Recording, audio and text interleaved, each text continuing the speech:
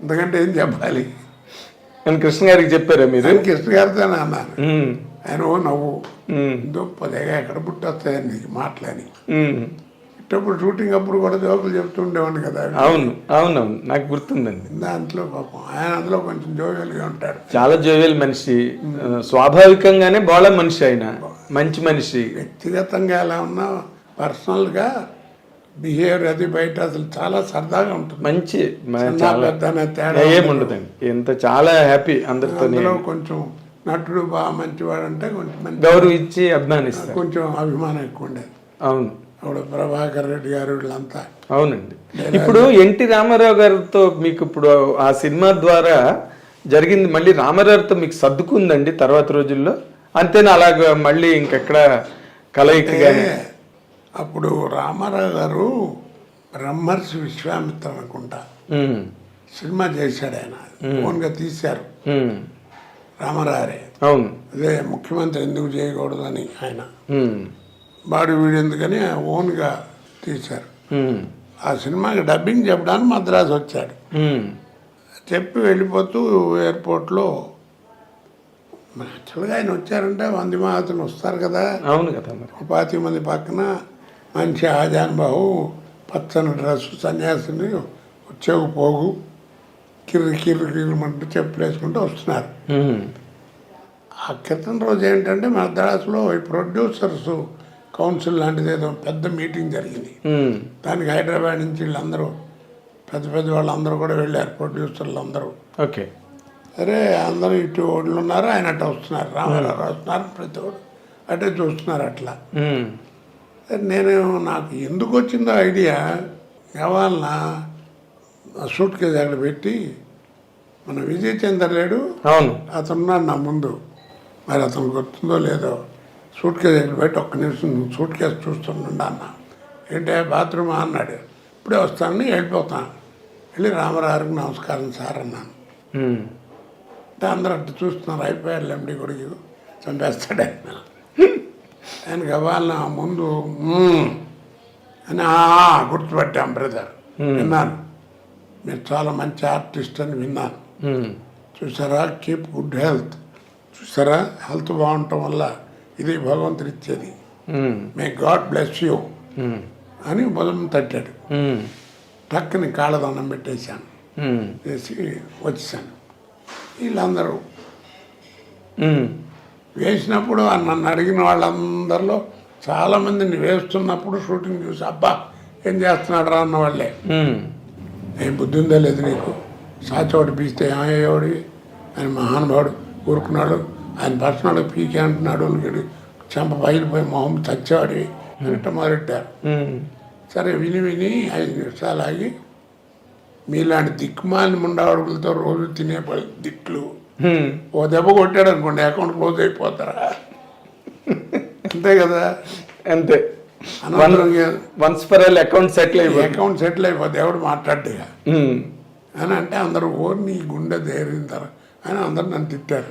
తిట్టంటే నా మెచ్చుకోవడం అదేలేండి, ముండవాడు కానీ అదే అదొక ఇన్సిడెంట్. తర్వాత మీరు ఇప్పుడు ఈ మండలాధీశుడు అవన్నీ అయిన తర్వాత మీకు ఒక మెయిన్ స్లాట్ అంటే అంతవరకు మీరు బాగా బిజీగా ఉన్న ప్రతిఘటన తర్వాత మీకు వచ్చిన పేరు? ఆ టైంలో మన మోహన్ బాబు గారు ఒక సినిమా తీశారు రామారావుని పెట్టి, మేజర్ చంద్రకాంత్. దాంట్లో 3 రోజులు డేట్ అని చెప్పి 2500 చెక్ కూడా పంపించాడు మోహన్ బాబు గారు. అమ్మయ్య అనుకున్న మహానుభావుడితో వేషం దొరికిందిలే అని. అది పరుచూరు గోపాలకృష్ణ నేను వేయాలని చెప్పి లాక్కుని ఆయన వేసాడు.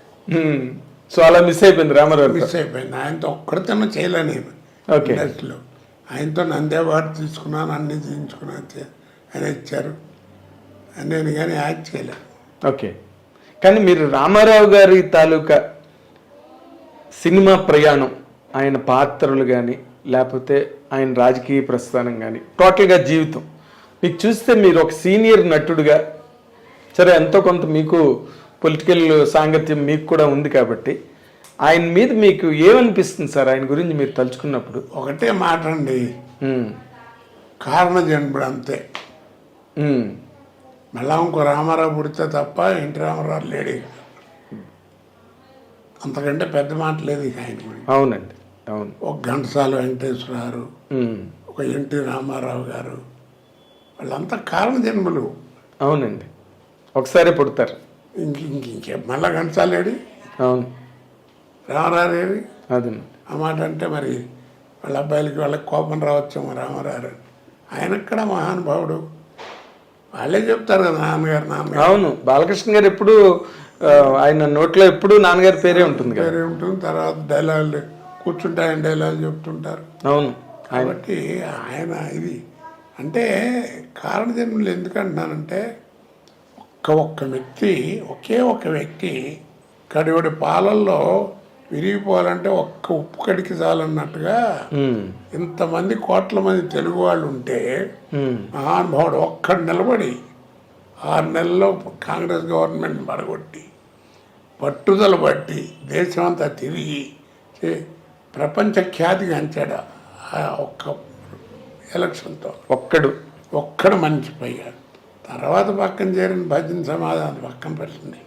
అవునండి, ఒక్కడు ఆయన. లేకపోతే ఏముంది? ఏం లేదు, సినిమా లేదు, తెలుగుదేశం అన్నదే లేదు. అసలు ఆ పార్టీ లేదు. ఆయన కదా పెట్టాడు. పైగా పార్టీ తెలుగువారి ఆత్మగౌరవం అనుభవుడు కారణజన్ముడు అంతే. ఇక అదేలేండి, ఇంకో రెండో పదం లేదు. మీకు సినిమా ఇండస్ట్రీలో బాగా చేయూతనిచ్చి అంటే మీ కెరీర్ స్టెబిలైజ్ అవడానికి కారణమైన వాళ్ళు ఎవరైనా ఉన్నారా, లేకపోతే అంతా మీ స్వయం కృషి మీ అదృష్టం మీద నడిచిందండి? ఇంచుమించు నాకు నా వాళ్ళు ఎవరు లేరండి అసలు. నాకు తెలిసిన డైరెక్టర్లు కానీ చుట్టంగా ఎవడు అసలు ఎవరు లేరు అసలు. అది అంతే.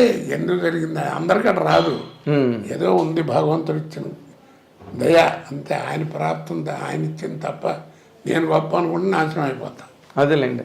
అలా అయితే ఇప్పుడు మరి మీరు అలాగ మీ అదృష్టవశాత్తు లేకపోతే మీ ప్రతిభ మీ కెరీర్ మీరు అలాగ నడిచింది, ఎవరు సపోర్ట్ లేకపోయినా ఆ సక్సెస్ ఏదైతే వచ్చిందో దాన్ని మీరు సవ్యంగా వినియోగించుకున్నానని అనుకుంటారండి ఎప్పుడైనా, లేకపోతే దాంట్లో కూడా లోటుపాట్లు ఉన్నాయా? అంటే ఏదన్నా 2 డేకులు ఎక్కువ తింటాం ఇలాంటివి తప్ప రెండో గొడవ లేదండి అసలు నాకు.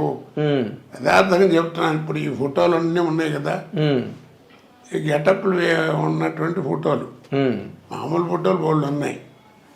ఆ రోజుల్లో ఏంటంటే ఈ చెక్కల మీద ఉండేవి 100 days ఇవన్నీ. అవును, కొంచెం చెదబట్టి పాడైపోయాడు. సరే మీకు తెలుసు కదా నాకు మా అబ్బాయి పోవటం. అవునండి, వాడు ఇవన్నీ కాస్త బాగున్న వాటి అన్నిటి ఫోటోలు తీసి ఇది చేయించి పెట్టాడు. అవునండి, 14 ఏళ్ళు ఇది పెట్టి